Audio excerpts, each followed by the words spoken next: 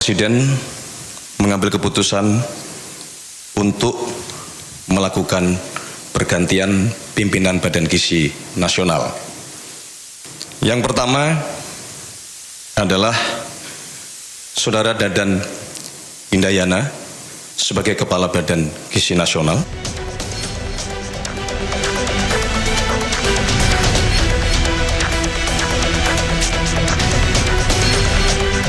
Satu anak makan satu lele. Satu lele, Pak. Ya, satu lele. Satu lele. Satu lele. Pak, kalau masak Lebih bagus dari waktu saya tentara dulu. oh iya, Pak. Dan lelenya dipotong kecil-kecil itu. Enggak, Pak. Ini kepalanya saja dibuang, kemudian satu lele utuh diberikan, Pak. Luar biasa itu. Iya.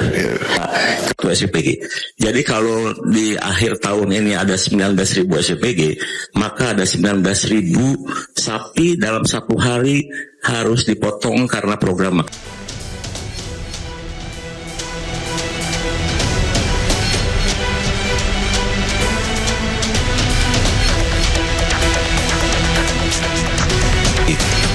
Ada yang berkenaan dengan masalah kedisiplinan dalam menjalankan SOP, ada yang berkenaan dengan masalah kedisiplinan dalam menjalankan tata kelola, termasuk kedisiplinan di dalam menjaga kualitas dari makanan yang seharusnya sudah ditetapkan oleh Badan Gizi.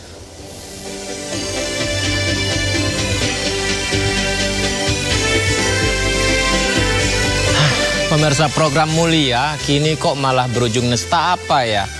Akibat tikus-tikus pencuri harta negara. Kejaksaan Agung membongkar borok tata kelola makan bergizi gratis. Menyeret sejumlah petinggi Badan Gizi Nasional dalam skandal korupsi yang teramat tragis. Lewat yayasan-yayasan hitam yang sengaja mereka afiliasikan, 1 miliar rupiah per bulan berhasil raup dari dana bantuan. Ini bukan sekedar pelanggaran hukum yang biasa, melainkan pengkhianatan nyata terhadap masa depan bangsa kita. Saya Yudi Handoyo, Anda menyaksikan Sindo Prime.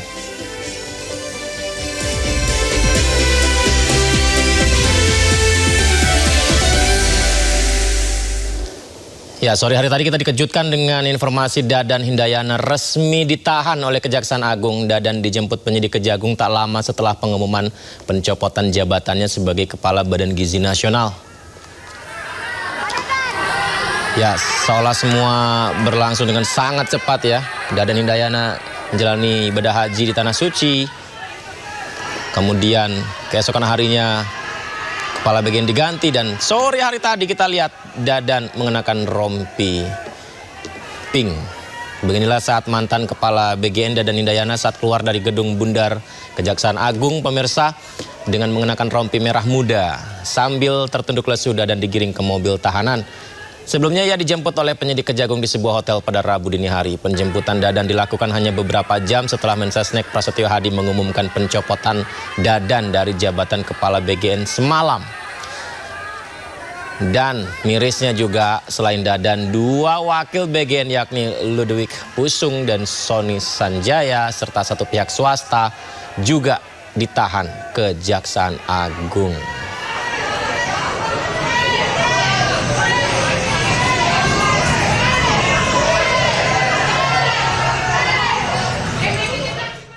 Kejagung menetapkan Dadan dan 2 mantan wakil BGN sebagai tersangka dalam kasus dugaan korupsi tata kelola pelaksanaan program MBG. Salah satu kasus yang diusut Kejagung yakni penyalahgunaan anggaran MBG senilai 82 triliun lebih pada tahun 2025 yang seharusnya dikelola sekolah, namun dikelola yayasan-yayasan terafiliasi pejabat atau pegawai BGN. Tanggal 6 Januari 2025, pemerintah telah melaksanakan program MBG Makan Bergizi Gratis atau disingkat MBG yang merupakan program prioritas nasional yang diselenggarakan melalui Badan Gizi Nasional dalam bentuk pemberian makan bergizi secara gratis dengan tujuan pemenuhan angka kecukupan gizi atau AGG anak sekolah dengan total anggaran tahun 2025 sebesar 85,27 triliun dan tahun 2026 sebesar 268 triliun yang bersumber dari APBN. bahwa program MBG tersebut seharusnya dikelola oleh yayasan-yayasan pada setiap sekolah. Namun pada faktanya, yayasan-yayasan yang ditunjuk sebagai mitra SPPG merupakan yayasan yang dijadikan sarana untuk kejahatan dan terafiliasi dengan pejabat atau pegawai BGN yang tidak memenuhi syarat untuk menjadi mitra SPPG, namun tetap ditunjuk dengan cara dilakukan pengaturan verifikasi pada portal mitra BGN dengan adanya atensi dari tersangka. Dan yayasan-yayasan tersebut mendapatkan insentif miliaran rupiah ya, setiap hari.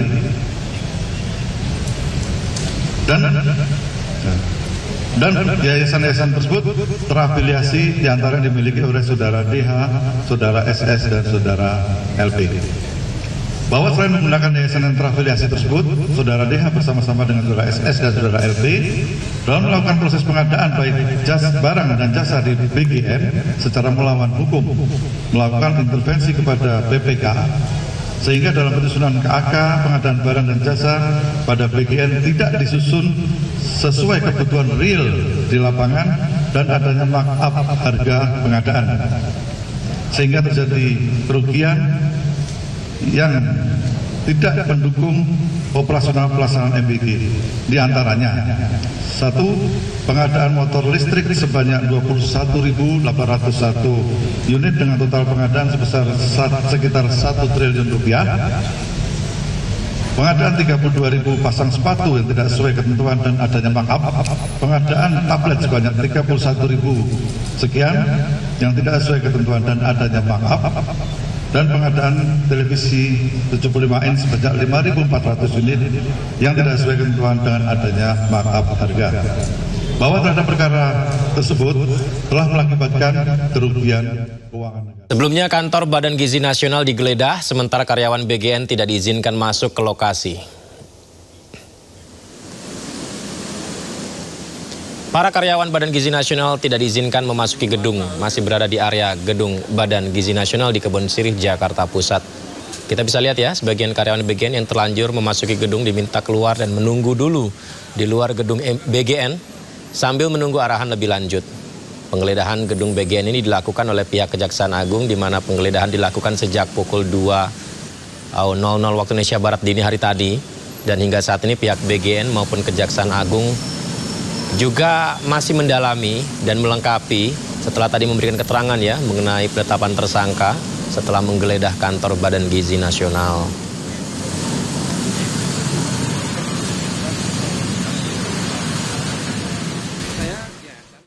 Wakil Ketua DPR RI Sufmi Dasko Ahmad menyerahkan sepenuhnya proses hukum kepada Kejaksaan Agung. Dasko juga menjelaskan catatan Komisi 9 DPR RI dalam hal ini lebih berfokus pada perbaikan tata kelola BGN. Kita serahkan kepada aparat penegak hukum yang tentunya mempunyai pertimbangan-pertimbangan tersendiri. Demikian. Bang, dalam catatan DPR dan Komisi 9 itu apakah memang ada catatan mengenai dugaan pelanggaran hukum dalam selama Pak Dadan memimpin ini? Itu seperti apa, Bang?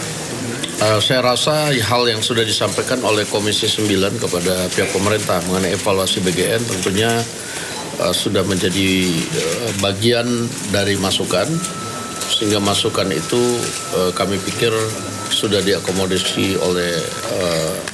oleh pemerintah, dan beberapa catatan yang kemudian juga menuju perbaikan tata kelola di BGN. Soal-soal lain saya juga kurang mendalami karena itu langsung dikirimkan ke pemerintah. Demikian. Presiden Prabowo Subianto mencopot Dadan Hindayana sebagai Kepala Badan Gizi Nasional. Dadan digantikan oleh Nanik Sudaryati Deyang yang sebelumnya menjabat sebagai Wakil Kepala Badan Gizi Nasional. Pencopotan Dadan Hindayana dari Kepala BGN disampaikan semalam langsung oleh Menteri Sekretaris Negara Prasetyo Hadi di Istana Negara. Dadan digantikan dengan Nani S. Deyang yang sebelumnya menjabat sebagai Wakil Kepala Badan Gizi Nasional.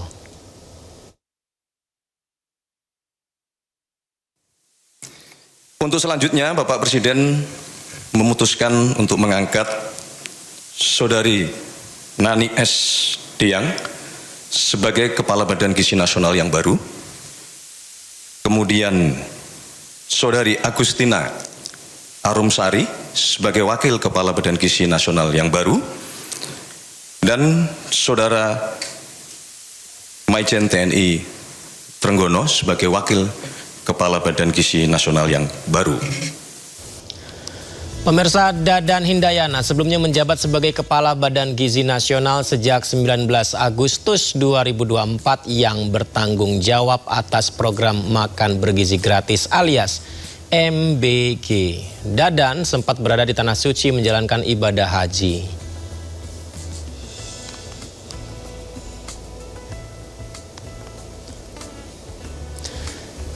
Sementara itu pemirsa, ini adalah Nani S. Diang yang menggantikan Dadan di posisi Kepala Badan Gizi Nasional.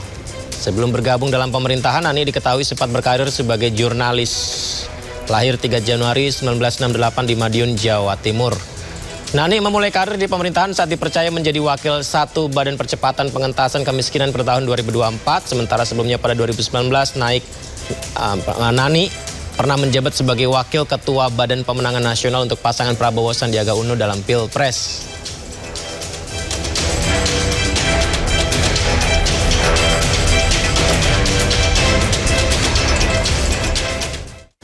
Dan dalam keterangan pers semalam, Menteri Sekretaris Negara Prasetyo Hadi menjelaskan keputusan Presiden Prabowo Subianto mengganti Kepala BGN diambil berdasarkan hasil monitoring dan evaluasi selama 1,5 tahun terakhir. Di antaranya pemirsa, pertimbangannya terkait masalah tata kelola hingga kualitas MBG. Tentunya selama 1,5 tahun melakukan monitoring dan evaluasi, ya, banyak catatan-catatan yang kemudian itu menjadi dasar pertimbangan oleh Bapak Presiden untuk melakukan pergantian ini dengan harapan catatan-catatan tersebut dapat segera untuk kita perbaiki. Ada yang berkenaan dengan masalah kedisiplinan dalam menjalankan SOP, ada yang berkenaan dengan masalah kedisiplinan dalam menjalankan tata kelola, termasuk kedisiplinan di dalam menjaga kualitas dari makanan yang seharusnya sudah ditetapkan oleh Badan Gizi Nasional. Beberapa hal tersebut yang menjadi dasar pertimbangan dalam 1,5 tahun ini. Kepala Staf Kepresidenan Dudung Abdurrahman mengungkap salah satu faktor Dadan Hindayana dicopot dari posisinya sebagai Kepala BGN oleh Presiden Prabowo Subianto. Salah satunya akibat adanya dugaan jual beli titik dapur MBG. Kemarin saya dengar memang bahwa Kepala MBG ya, BGN itu dicopot oleh Bapak Presiden. Saya punya keyakinan bahwa Bapak Presiden sudah lama mendengar informasi, mencermati, menganalisa, mengevaluasi berbagai sumber yang masuk ke beliau. Sehingga langkah yang tepat, saya yakin ini perbaikan untuk perbaikan ke depannya, sehingga di MBG itu BGN itu semakin transparan, akuntabel, dan betul-betul keinginan Bapak Presiden bahwa ini uang rakyat yang harus betul-betul dikawal, tidak ada terjadinya korupsi, tidak ada terjadinya penyimpangan, tidak ada terjadinya menguntungkan kepentingan perseorangan, kelompok maupun golongan, tetapi betul-betul Bapak Presiden menginginkan bahwa ini untuk kepentingan rakyat. Presiden ingin sumber daya manusia ke depan ini unggul, dengan bergizi, maka anak akan menjadi pintar dan sebagainya. Saya rasa itu Presiden, saya yakin Bapak Presiden sudah mendapat masukan-masukan, dan tentunya disampaikan oleh Mensesnek kemarin dari 1,5 tahun yang sudah dilakukan oleh Ketua Kepala BGN beserta wakilnya yang kemarin diberhentikan. Banyak hal-hal yang sudah dilakukan secara positif, dan ke depan ini perlu evaluasi dan pergantian ini saya yakin mudah-mudahan ke depan akan lebih baik dan kita kawal. Pak izin, pada saat ini juga tadi kan Kejagung juga sedang menggeledah kantor BGN gitu. Dan sebelumnya kan kalau nggak salah Pak Dedung juga sempat menemukan bahwa di lapangan ada terjadi praktek semacam jual beli titik dapur gitu. Apakah ini yang kemudian menjadi dasar dari Presiden kemudian mencopot Pak Dadan gitu? Ya, kemungkinan besar seperti itu. Banyaklah informasi begitu. Saya rasa ke Presiden yang nyampe bukan tidak serta-merta dari temuan saya di lapangan, tetapi dari banyak sumber lah. Kalau saya kan dulu udah sebulan yang lalu mungkin saya sidak ke lapangan, ada hal-hal ketimpangan tapi yang baik juga banyak. Ya. Tapi Presiden inginnya sempurna bahwa semua itu tidak ada terjadi sedikit pun ada yang menyimpang dari program beliau. Karena itu tadi saya katakan ini uang rakyat yang harus dipertanggungjawabkan kepada rakyat. Padahal sebelumnya pemirsa, mengenai dugaan tersebut ya, ini juga sempat dibahas ex-wakil kepala BGN Sony Sonjaya terkait dugaan jual beli titik dapur MBG. Saat itu, wartawan bertanya kepada Sony dan Sony yakin BGN tidak terlibat dengan dugaan kasus ini, di mana penting untuk melihat kejadiannya, korbannya dan modusnya seperti apa.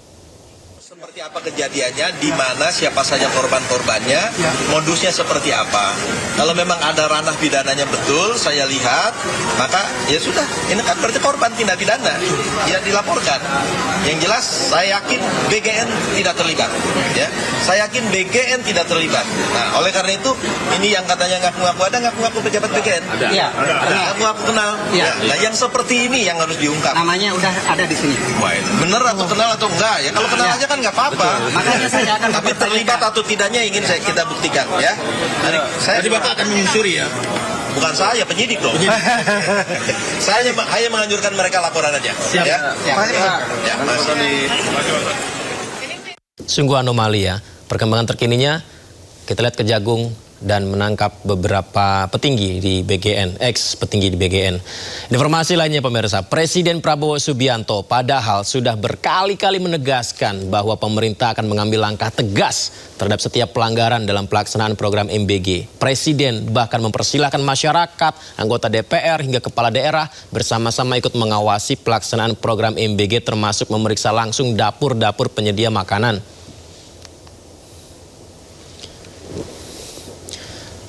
Pernyataan tegas Presiden ini sudah disampaikan berulang kali, di mana diminta setiap dugaan penyimpangan segera dilaporkan agar dapat langsung ditindaklanjuti pemerintah.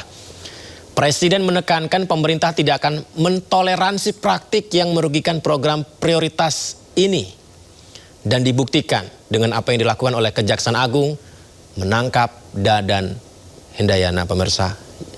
Menurutnya program MBG menyangkut kebutuhan dasar masyarakat sehingga harus dikelola secara benar dan transparan.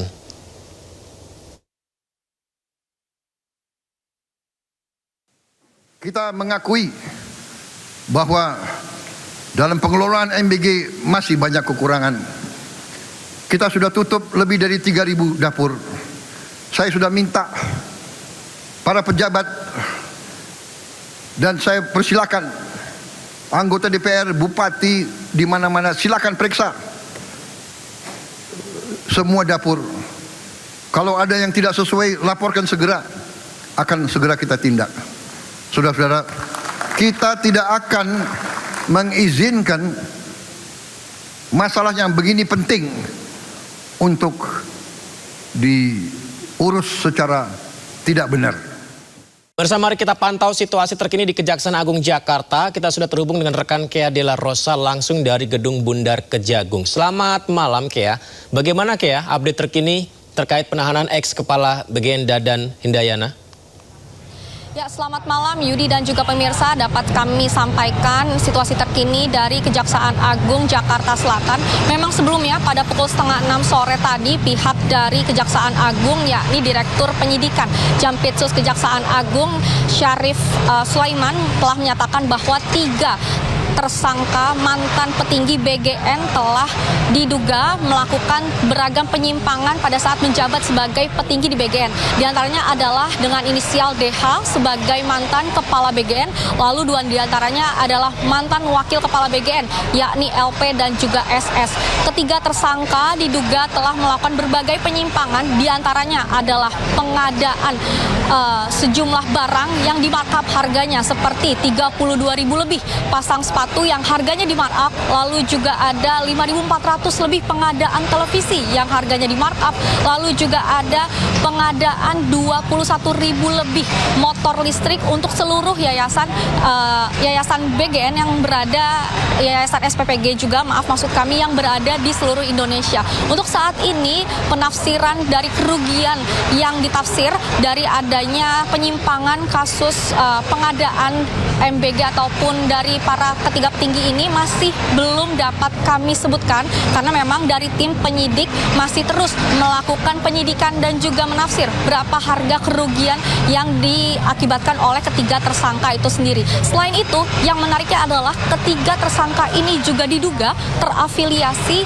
kepada kepemilikan seluruh yayasan di Indonesia dengan mengganti namanya menjadi kepemilikan nama orang lain, padahal itu adalah kepemilikan dari terafiliasi ketiga petinggi BGN itu sendiri. Lalu selain itu, memang sebelum adanya konferensi pers di Kejaksaan Agung ini, pihak tim penyidik juga telah mengeluarkan ketiga tersangka, lalu ketiga tersangka menaiki mobil tahanan dan dibawa ke Rutan Salemba Kejaksaan Agung serta ke Rutan Kejaksaan Agung di Jakarta Selatan. Ketiga tersangka akan ditahan selama 20 hari lamanya, dan nantinya juga dari tim penyidik masih terus melakukan penyidikan terkait apa-apa saja yang menjadi temuan-temuan baru untuk memperkuat background dari adanya penggeledahan itu sendiri. Lalu, Yudi dan juga pemirsa, jika kita berbicara terkait penggeledahan yang telah dilakukan oleh tim penyidik Kejagung pada pukul 2 dini hari hingga saat ini masih berlangsung di kantor BGN, memang telah ditemukan beberapa alat bukti yang memperkuat akhirnya ketiga tersangka mantan petinggi ini menjadi tersangka pada hari ini. Di antaranya adalah beberapa bukti merupakan dokumen-dokumen terkait BGN itu sendiri, lalu juga terkait penyimpangan-penyimpangan, lalu juga adanya beberapa alat bukti elektronik berupa televisi, lalu juga ada laptop dan juga handphone yang disinyalir bisa menjadi barang bukti kuat terkait adanya penyimpangan dari pendanaan selama ketiga ketua BGN ini memimpin 1,5 tahun. Memang sebelumnya juga dari pihak Kemensesnek telah menginfokan mencopot ketiga petinggi ini pada hari Selasa malam, sehingga hari ini proses untuk menjadikannya sebagai tersangka, lalu juga dengan adanya bukti yang kuat menjadikan ketiga tersangka ini telah ditahan di Rutan Kejagung. Sementara itu, Yudi, kembali ke studio. Baik, harapannya untuk memenuhi gizi anak-anak Indonesia, tapi tersangka malah diduga melakukan markup harga 32.000 pasang sepatu, 21.000 motor listrik, pengadaan 5.400 TV, harga di markup dan terafiliasi sebagai pemilik Yayasan BGN yang membawahi banyak SPPG se-Indonesia. Baik, kita nantikan bagaimana persidangan pembuktiannya nanti ya. Terima kasih banyak loh Kia Delorosa melaporkan langsung dari Kejaksaan Agung. Selamat bertugas kembali, Kia. Pemirsa, KPK menyebut bahwa tata kelola anggaran program MBG dianggap belum maksimal setelah menemukan dana belasan triliun mengendap di rekening Yayasan SPPG sepanjang 2025. Dan tidak hanya itu, KPK juga menemukan dampak perputaran ekonomi dari program MBG di daerah ternyata masih sangat minim. Komisi Pemberantasan Korupsi menyoroti lemahnya tata kelola anggaran dalam program makan bergizi gratis. Lembaga anti rasuah tersebut menemukan adanya dana belasan triliun rupiah yang mengendap di rekening Yayasan Mitra. Hal ini muncul karena mekanisme transfer dana dilakukan secara rutin tanpa memperhitungkan saldo yang masih tersisa di rekening yayasan. Deputi Pencegahan dan Monitoring KPK Aminuddin mengungkapkan, dari total anggaran MBG tahun 2025 sebesar 85 triliun rupiah, tingkat penyerapannya baru mencapai 60%. Kondisi tersebut menyebabkan hingga akhir 2025 diperkirakan terdapat sekitar 12 triliun dana yang mengendap di rekening Yayasan Pengelola Satuan Pelayanan Pemenuhan Gizi atau SPPG. Ada duit yang mengendap ya di akunnya diakunya si yayasan. Karena mekanisme transfernya itu tidak melihat berapa dana yang masih tersisa di yayasan, tapi secara rutin mereka begitu jelaskan transfer. Sehingga sampai akhir tahun 2025 dari 85 triliun yang sudah dianggarkan, yang terserap itu hanya 69% atau sekitar 70 triliun ya, karena mengendap sekitar 12 T kalau nggak salah. Akhirnya apa? 12 triliun itu duit mengendap di rekening yayasan-yayasan seluruh Indonesia yang memiliki SPPG. KPK juga menemukan dampak perputaran ekonomi dari program MBG di daerah masih sangat minim, di bawah 5%. Hal ini dikarenakan sebagian besar dana kembali ke kota karena bahan baku tidak diserap langsung dari masyarakat lokal.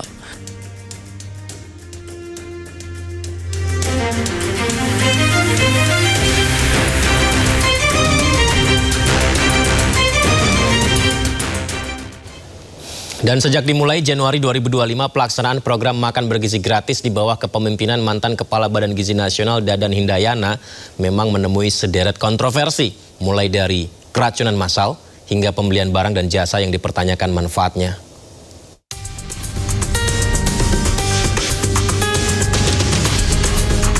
Pelaksanaan program MBG di bawah kepemimpinan mantan Kepala Badan Gizi Nasional Dadan Hindayana menemui sederet kontroversi. Salah satunya kasus keracunan yang terjadi pada siswa. Kementerian Kesehatan mencatat sebanyak 446 kasus keracunan terjadi dengan total 37.693 orang hingga awal Mei 2026. Kasus keracunan terjadi di 220 kabupaten kota yang tersebar di 36 provinsi. Saat rapat dengar pendapat dengan Komisi 9 DPR pada November 2025, Dadan mengakui makan bergizi gratis menyumbang 48% dari angka keracunan pangan nasional. Terkait khususnya keracunan pangan di Indonesia, secara umum total kejadian di Indonesia itu sampai hari ini itu ada 441 total kejadian, di mana MBG menyumbang 211 kejadian atau kurang lebih 48% dari total keracunan pangan yang ada di Indonesia. Kontroversi lainnya yakni keputusan pemerintah untuk menghentikan sementara operasi 1.700 Satuan Pelayanan Pemenuhan Gizi SPPG. Penghentian dilakukan berdasarkan beberapa alasan, termasuk pengurangan porsi menu MBG yang dilakukan pihak SPPG. Salah satu mitra MBG lain yang dihentikan yakni yang terletak di Batu Jajar. Pemilik dapur MBG Hendrik Irawan viral usai pamer dirinya menerima insentif 6 juta rupiah sehari dari MBG. Usai viral, dapur MBG milik Hendrik pun disidak. Rupanya setelah dicek terdapat kesalahan layout dan pemasangan instalasi pengolahan air limbah di dapur miliknya. Terkini, Dadan membuka peluang pelaksanaan program MBG di Sekolah Indonesia di Jeddah. Wacana tersebut muncul setelah dirinya melakukan kunjungan di sela rangkaian ibadah haji 2026. Menurutnya, antusiasme siswa dan guru terhadap program MBG sangat tinggi. Mereka berharap program yang sudah berjalan di Indonesia dapat dirasakan pula oleh anak-anak diaspora Indonesia di Arab Saudi. Dadan mengungkapkan Arab Saudi berpeluang menjadi lokasi percontohan pertama pelaksanaan MBG di luar negeri. Tercatat lebih dari 1.400 siswa Indonesia di Jeddah dan Mekah yang berpotensi menjadi penerima manfaat. Kontroversi tentang pengadaan barang di Badan Gizi Nasional selama kepemimpinan Dadan Hindayana juga disoroti pemirsa. Apa saja? Kita simak berikut ini. Pengadaan barang BGN di bawah kepemimpinan Dadan Hindayana juga sempat disoroti publik. Meskipun ada sejumlah pertimbangan dan alasan, namun tetap saja publik masih merasa heran dengan sejumlah pengadaan. Pertama, motor listrik. Di tengah masyarakat berjuang menjalankan semangat efisiensi, puluhan ribu sepeda motor listrik berlogo Badan Gizi Nasional berharga lebih dari 40 juta rupiah per unit dibeli. Berjumlah 21.801 unit dengan total 1,05 triliun rupiah. Alasannya sepeda motor diperlukan untuk menunjang operasional terutama menjangkau daerah terpencil. Satu motornya katanya 58 juta satu unit motornya. Harga pasaran 52. Kita beli kalau nggak salah 42 juta. Di bawah harga pasaran.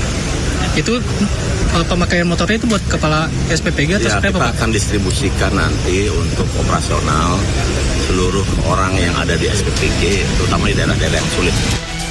Menariknya, Menteri Keuangan Purbaya Yudi Sadewa mengaku tidak tahu soal motor listrik ini.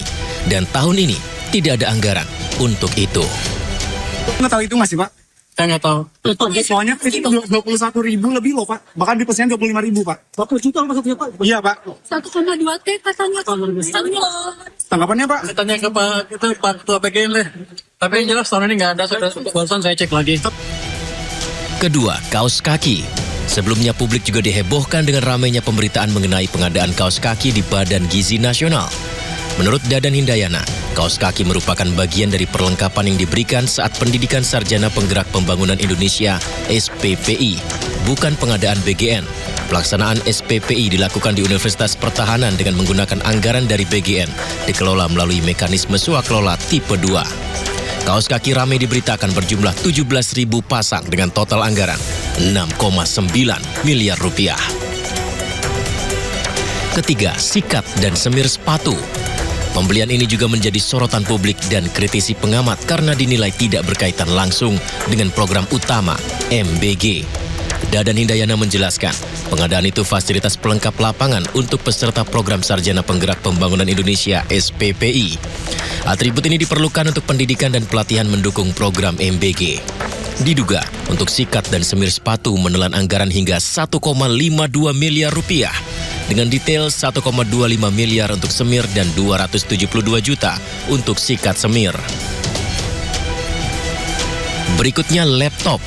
Diduga menelan 215 miliar rupiah untuk 5.000 unit laptop. Pengadaan laptop ini bahkan juga mengundang demonstrasi dari Jaringan Muda Indonesia pada akhir Mei 2026 lalu di depan kantor BGN. Mereka menyoroti dan mendesak pemeriksaan Inspektorat Utama BGN terkait dugaan penyimpangan pengadaan laptop untuk program kelompok sasaran program pemberian gizi atau KSPPG. Pengadaan laptop senilai 24 juta rupiah per unit dinilai terlalu mahal, tidak sesuai kebutuhan operasional di lapangan.